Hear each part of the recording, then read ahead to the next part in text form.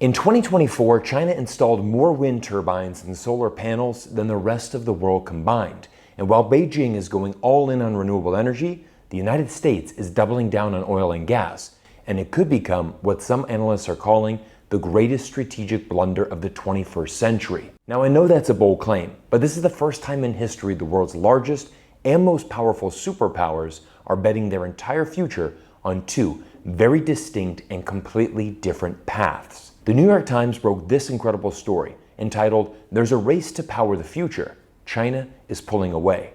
And this is by far one of the best articles I've ever read, and the data inside will absolutely surprise you. At a time when Chinese companies are building electric vehicle and battery factories in Brazil, Thailand, Morocco, and Hungary, Donald Trump is pressing Japan and South Korea to invest $44 billion to build a natural gas project in Alaska. While China is dominating the future of electric vehicles and battery technology, General Motors just canceled its plans for EV manufacturing and will instead invest over $800 million to build more V8 gas engines. The US and China are literally going in completely opposite directions. The question is, which path will produce the best long-term results? Interesting enough, the US is the world's largest producer of oil and the largest exporter of natural gas. Trump would love nothing more than to keep the world hooked on fossil fuels for the foreseeable future. Just last week, Trump's controversial Big Beautiful Bill passed and eliminated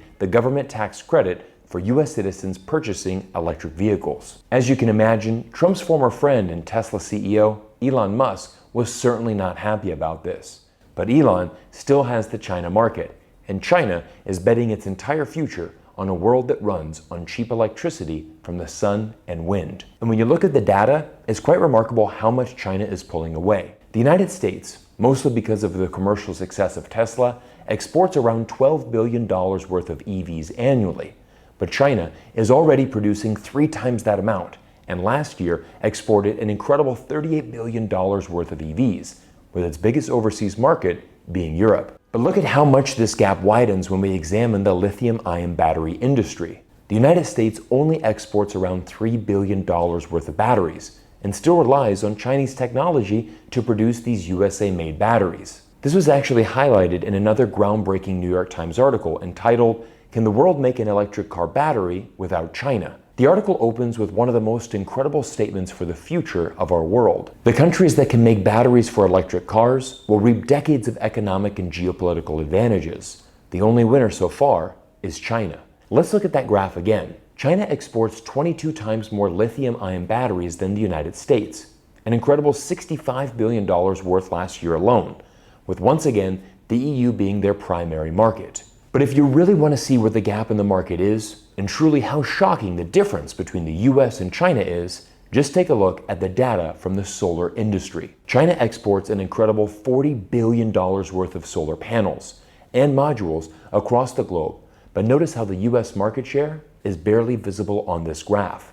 That is because the US only exports $69 million.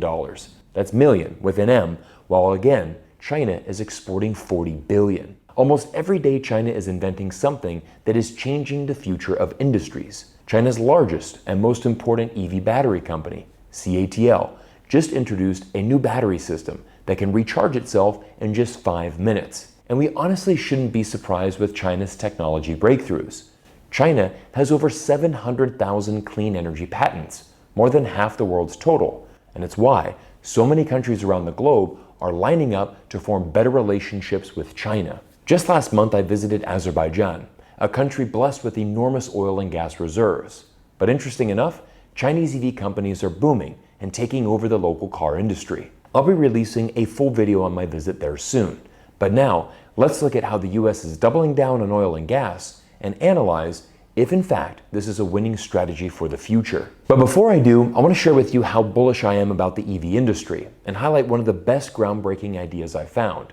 And trust me, this is amazing. Imagine bringing Formula One grade engineering to the boating industry. It sounds wild, but it's exactly what today's video sponsor, Vision Marine Technologies, is doing. And they're not just making waves, they're breaking records. Their e-motion powertrain, tested by McLaren Engineering and backed by $5.6 billion manufacturing giant Linamar, delivers 180 continuous horsepower with 97% motor efficiency, a game changer in marine propulsion. In 2023, they shattered the world electric speed record, hitting 116 miles per hour, with F1 champion Sean Torrenti behind the wheel.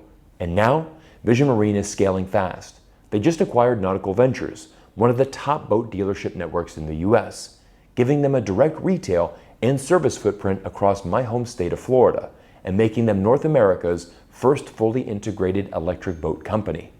With North American supply chains, a new US battery partnership, and product capacity for 18,000 motors a year, they're ready to lead the electrical boating revolution. Their motors offer instant torque, 5,000-hour lifespans, and zero emissions, all with lower maintenance and operating costs. With major boat brands already integrating their tech and $8 million in cash to fuel growth, Vision Marine, which trades on the NASDAQ under the symbol VMAR, is set for smooth sailing and massive potential.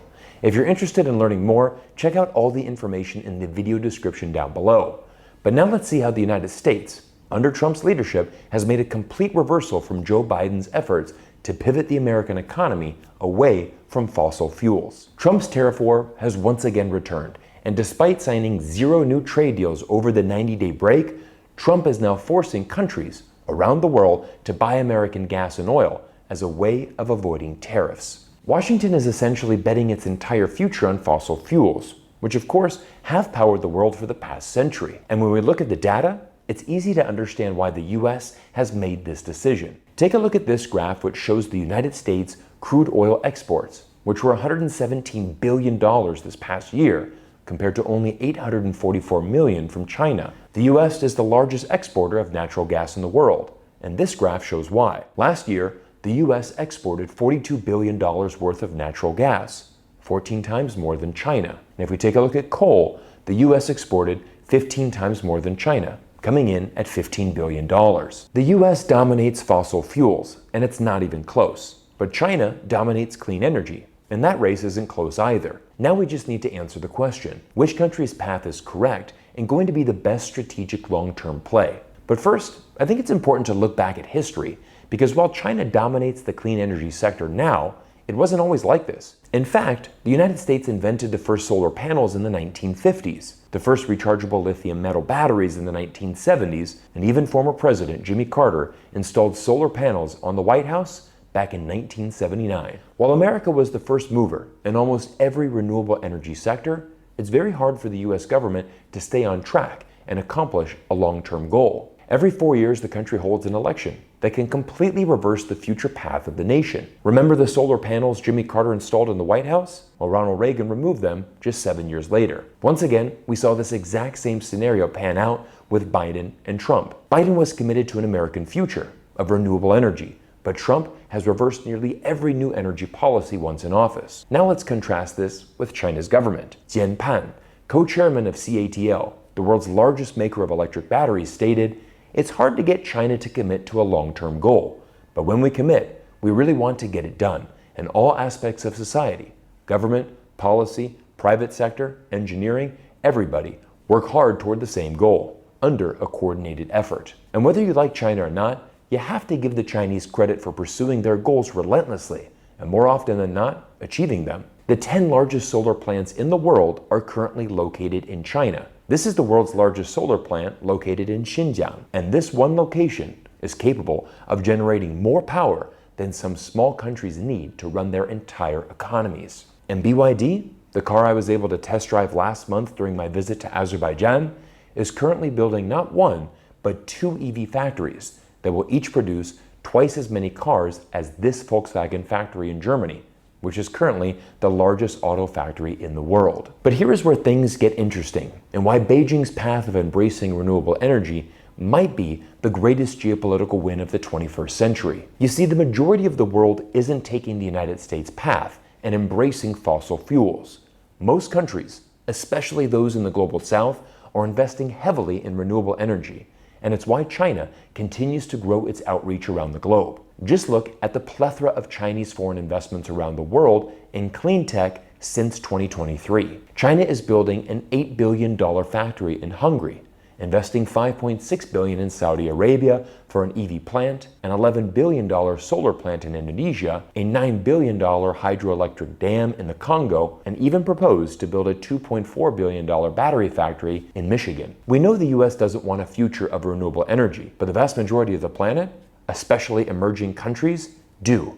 And this is where things get very interesting for China. Take a look at the data from this report from the Rocky Mountain Institute, a clean energy research group which shares the Global South can be a renewable energy superpower as they control 70% of global solar and wind sources and 50% of critical minerals. China can literally supply the clean tech to the Global South, and just look at these developing countries and their growing desire to import solar from China. I'll leave you with one final graph that's going to really drive this point home. And quite honestly, this might be the most important graph to determine the future of the 21st century. Take a look at the fascinating comparison of electricity generation, which honestly speaking is a major factor to how an economy can develop and flourish. Around the turn of the century, China trailed the US by a significant margin, but through its investment in wind, solar, hydro, and even nuclear energy, China closed the gap and equaled the US level of output by 2010. But in the last 15 years, China has accelerated rapidly, while the US has largely stagnated and achieved minimal growth. More electricity means faster growth, and as this graph illustrates, electricity is the driver of economic growth in the 21st century. This is why a country like India, who is still 15 to 20 years behind China in basic infrastructure, lacks the ability to challenge China as a manufacturing powerhouse. The next China is China. But now, let's look one step further and ask, what's the most important industry for our future? And no doubt, it's going to be artificial intelligence. And what's the number one requirement for developing AI? A plethora of electricity. And this might be the very reason why we see China pull away from the US. And not only the AI industry, but also in many other industries, as China has made the key investments that will power the future of the country for many years to come. Everyone, I want to thank you so much for making it to this point in the video. And also, I want to give a huge thank you to Vision Marine for sponsoring today's episode. Make sure you check out their website and research this amazing company, who is transforming the boating industry through electrical engines. As always, I want to thank you for your incredible support, and we look forward to seeing you all in our next video soon.